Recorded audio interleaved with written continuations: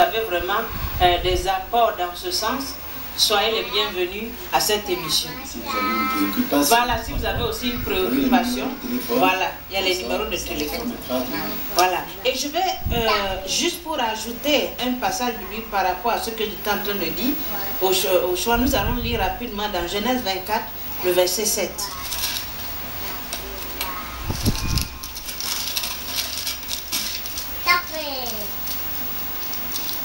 Il dit, c'est par rapport au fait, le mariage de Rebecca, la femme d'Isaac.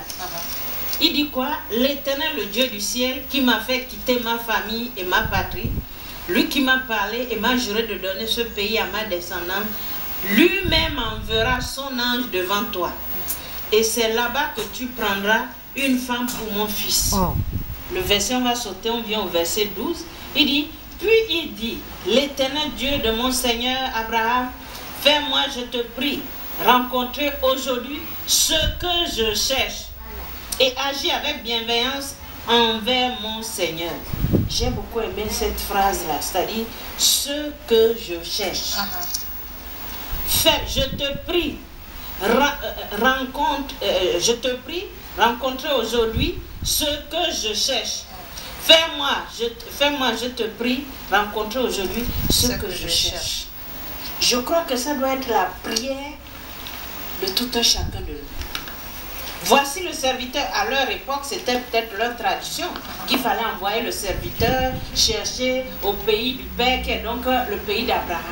Et il a dit quoi? Abraham lui-même dit quoi? Il dit, le Dieu qui m'a parlé. Donc ça veut dire qu'il fait confiance en Dieu.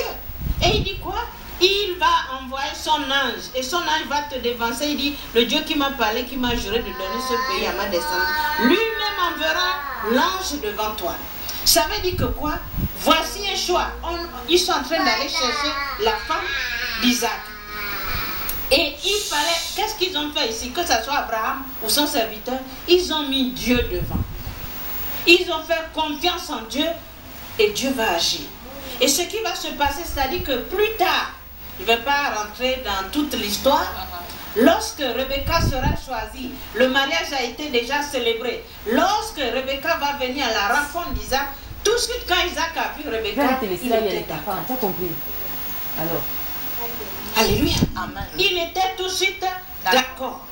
Donc c'est pour vous dire que, et plus tard nous allons voir que Rebecca était même stérile. Mais qu'est-ce que Isaac a fait? Isaac va supplier le Dieu des cieux pour qu'il intervienne.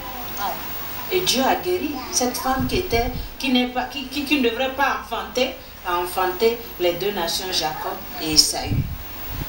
Donc c'est pour vous dire ce matin que tout à l'heure je parlais de ce monsieur à qui on a montré deux choix. Dieu certainement était en train de lui laisser un message. Fais-moi confiance et je vais agir. Isaac a fait confiance en Dieu, Abraham a fait confiance en Dieu et Dieu agit. De nos jours, à l'heure du choix, pourquoi nous ne voulons pas faire confiance en Dieu? C'est-à-dire, on préfère faire confiance aux yeux, c'est-à-dire ce que mes yeux voient. La femme la plus brune de l'église, celle qui est mieux habillée, financièrement elle est assise. Ah oui, Dieu, tu ne peux pas me donner une femme qui n'est pas financièrement assise. Ah non, non, non. Et en ce moment, c'est-à-dire ta foi est accrochée à l'argent. Ce n'est pas un problème, puisque c'est ce que tu veux. Dieu ne force personne. Tu t'entêtes, Dieu a pris peut-être le soin de te parler. Tu t'entêtes. Tu vas prendre cette femme-là, peut-être qui travaille au trésor, aux finances. Mais qu'est-ce qui va se passer? C'est arrivé maintenant, après la célébration du mariage, étant dans le foyer, que tu vas commencer à regretter. Et là, c'est oh là là, le dernier mot, excusez-moi du thème, de l'imbécile. Parce qu'on est déjà à un point où le divorce commence à être, comment on appelle, on commence à penser au divorce. Parce qu'on n'a pas fait confiance à Dieu. On a fait confiance à la chair. On a fait confiance à ce que nos yeux ont vu. Mais tout ce qui n'est pas le fruit d'une conviction est péché. Et si c'est un péché, ça veut dire que ça va mal finir. Ou alors aujourd'hui, il y a des mariages proposés. Le pasteur ou l'ancien ou je ne sais pas qui, ou même la famille, va appeler le jeune homme ou la jeune fille pour dire, bon, la fille là, je vois vraiment, c'est bien pour toi. Ou bien, bon, l'homme là, je vois, il est très posé, c'est bien pour toi. Moi, j'ai l'habitude de dire que le mariage, c'est d'abord quelque chose de 2 personnes et après, maintenant, on invite les autres. Parce que demain, arriver dans le foyer, c'est pas papa qui va venir rester à la place. Okay. Voilà, donc je voulais juste apporter mon point de vue par rapport au choix.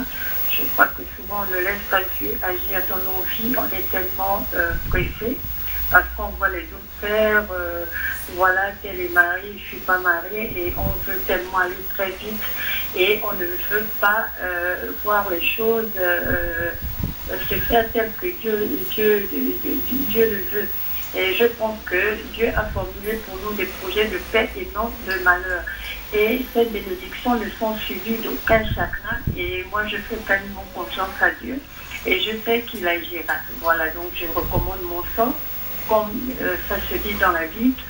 Et je mets en moi toute la confiance et je sais qu'il agira. Donc, sur ce point de vue, le choix du conjoint, ben, ça dépend aussi de la méditation de la parole et puis de la prière. On ne peut pas juste demander tout le temps à Dieu et on ne fait pas ce qu'il nous demande de faire, c'est-à-dire méditer la parole et respecter les commandements, les préceptes, voilà, tels qu'ils sont dits dans la Bible. Il faut vraiment prier, il faut méditer. Si on ne médite pas, on ne saurait pas ce qui est dit dans la Bible. Parce que Dieu, au commencement, il a créé l'homme et ensuite il a disposé les choses autour afin que ensuite Ève puisse, voilà, je sais pas. Donc c'est ça un peu mon point de vue. Je fais confiance à Dieu et j'ai décidé de mettre toute ma confiance parce que bon, je suis célibataire et j'ai voulu aller très vite et à la fin je me suis rendu compte que bon, ce n'est pas la volonté de Dieu et Dieu fera. Voilà, donc merci beaucoup et amen. Vous avez fait un bon choix et sachez que vous ne serez pas dessus dès lors que vous mettez votre confiance au Seigneur. Que Dieu vous bénisse encore plus tard. Surtout que ça ne sera tardé. Et ça ne sera tardé, a dit le pasteur. C'est l'homme de Dieu qui a parlé. Donc ça ne sera tardé. Calmez-vous. Alors, nous allons, si Madame Clotilde a terminé. Oui, je crois que j'ai fini un peu. Donc, vraiment, grosso modo, ce que j'ai à dire ce matin, par rapport au choix du conjoint ou de la conjointe, faisons confiance en Dieu et agissons. Si on fait confiance en Dieu, le Seigneur ne nous déçoit pas. Mais quand on fait confiance à l'entourage, on fait confiance à ce que nos yeux voient, on fait confiance à la concurrence, parce que l'autre a fait, il va falloir que je fasse ceci, sinon on va se moquer de moi, l'âge en train de passer, et on court derrière le tas. Alors que Dieu, la parole de Dieu nous dit ceci, Dieu fait toutes choses belles à son temps.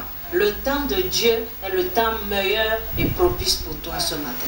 Soyez bénis. Avant le temps, c'est pas le temps. Après le temps, c'est pas le temps. Le temps, c'est le temps. C'est le temps, c'est le temps.